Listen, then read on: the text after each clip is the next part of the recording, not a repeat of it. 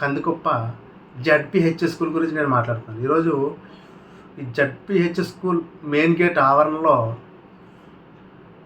ఎంత విశాలంగా ఉండాలండి? పిల్లలు చదువుకునే స్కూల్ దగ్గర ఎంత విశాలంగా ఉండాలి? ఎంత పర్యావరణ పరిరక్షణలో ఉండాలి? అసలు పర్యావరణ పరిరక్షణలో ఉందా అక్కడ? స్వచ్ఛమైన గాలి పీల్చుకోవడానికి లేదు, స్వచ్ఛమైన నీరు అందట్లేదు వాళ్ళకి. నీరు విషయం పక్కన పెడితే ఈ గేట్ ఆవరణలో మొత్తం అంతా డంపింగ్ యార్డ్లా తయారు చేశారు. ఈ గేట్ని డంపింగ్ యార్డ్లా తయారు చేశారు. మొత్తం అంతా అక్కడ ఉన్న షాప్ వాళ్ళు మొత్తం అందరూ కూడా చెత్త చెదారం అంతా పడేసి, మొత్తం అంతా కూలిన పదార్థాలు వ్యర్థాలు మొత్తం అన్నీ అక్కడ పడేసి ఒక డంపింగ్ యార్డ్లా తయారు చేశారు. గత స్వతంత్రం వచ్చిన దగ్గర నుంచి కూడా ఈ పల్లంకూరు పంచాయతీ ఒకటి,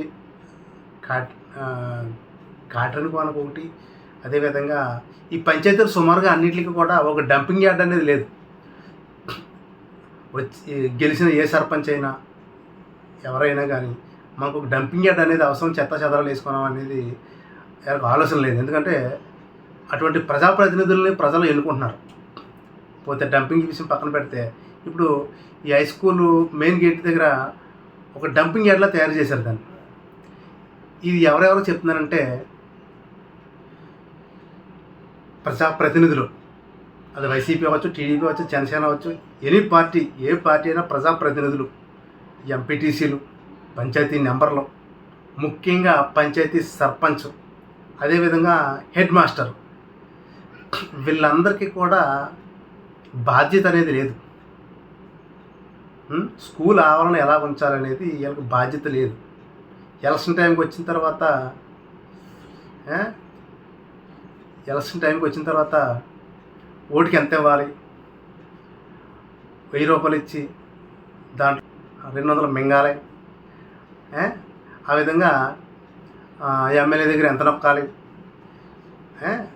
పోటీ చేసిన దగ్గర ఎంత దొబ్బాలి అనే ఆలోచన తప్ప ఈ ప్రజాప్రతినిధులకి ఈ పర్యావరణం మీద అవగాహన అనేది లేదు. అసలు ప్రజా సమస్యలపైన కూడా అవగాహన లేదు. పోతే ఇది గత 2 సంవత్సరాల క్రితం కూడా ఈ హై స్కూల్ గురించి నేను సబ్జెక్ట్ మాట్లాడాను, అంటే క్లియర్ చేశారు. క్లియర్ చేసినా కానీ మళ్ళీ యథాస్థితికి వచ్చేసింది. ముఖ్యంగా ఈ కందుకుప్ప సర్పంచ్ గారు ఈ విషయాన్ని ఇమ్మీడియట్లీ మీద పట్టించుకోవాలి, లేకపోతే దీని మీద ఒక రచ్చ జరుగుతుంది. దీని మీద చాలామంది ఇబ్బంది పడతారు. నేను సెకండ్ స్టెప్ తీసుకుంటే కనుక ఖచ్చితంగా చాలామంది ఇబ్బంది పడతారు.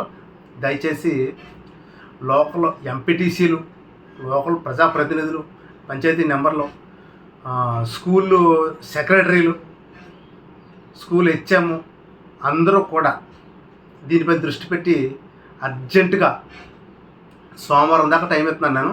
సోమవారం లోపు అక్కడ అది డంపింగ్ యార్డ్లా తయారు చేసిన వ్యర్థాలన్నీ కూడా తీసేసి, కావాల్సింటే పంచాయతీ సర్పంచ్ గారు మీరు ఒక జేసీబీ తెచ్చి మొత్తం అంతా క్లీన్ చేసి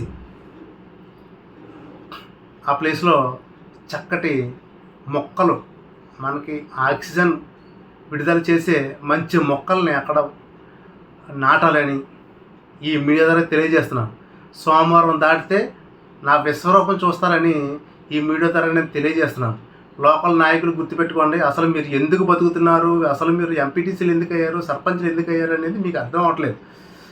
ప్రజా సంక్షేమం కోసమే మీరందరూ ప్రజలు ఓట్లేసి గెలిపించుకున్నారు, ప్రజా సంక్షేమం కోసమే మిమ్మల్ని ప్రజలు గెలిపించారు, గుర్తుపెట్టుకోండి. అక్కడ మొత్తం 2 పంచాయతీలు 3 పంచాయతీల స్టూడెంట్స్ అందరూ కూడా అక్కడికి వచ్చి చదువుకుంటున్నారు. ఎంత విశాలంగా ఉండాలండి అక్కడ. మొత్తం ఈ వ్యర్థాలు మొత్తం పడేసి ఆ కాంపౌండ్ ఎలా ఉంది కప్పుకొని ఆ వ్యర్థాల్లోకి, ఆ మీరు చేసిన డంప్లోకి, డంపింగ్ చేసిన ఆ వ్యర్థాల్లోకి మొత్తం అంతా ఈ పాములు, జర్రులు, తేళ్ళు, విషసర్పాలన్నీ దాంట్లోకి రావా? కప్పుకునే దానికి గోడ దాటి లోపలికి వెళ్ళి ఏ స్కూల్ పిల్లలు కప్పుకుని ఏ లోపలికి వెళ్ళినా ఏంటి పరిస్థితి? ఏ నైట్ వెళ్ళి ఏ గదిలోనే దాక్కుంటాయి, పొద్దున్నే పిల్లలు కాటేస్తాయి. పరిస్థితి ఏంటి? మన పిల్లలే కదా. అసలు బుద్ధి ఉందా మీకు? ప్రజల ఓట్లతో గెలిచిన వాళ్ళు ప్రజా సంక్షేమం కోసం ఆలోచించాలి కదా. గుర్తుపెట్టుకోండి. నాకు సోమవారం దాకా టైం ఇస్తాను. కందుగొప్ప సర్పంచ్ గారికి ముఖ్యంగా చెప్తున్నాను, సోమవారం దాకా టైం ఇస్తాను. మొత్తం జేసీబీతో ఆ ప్లేస్ అంతా క్లియర్ చేసి ఆ ప్లేస్లో మొక్కల పాతాలని ఈ మీడియా ద్వారా నేను తెలియజేస్తున్నాను. జై భీమ్.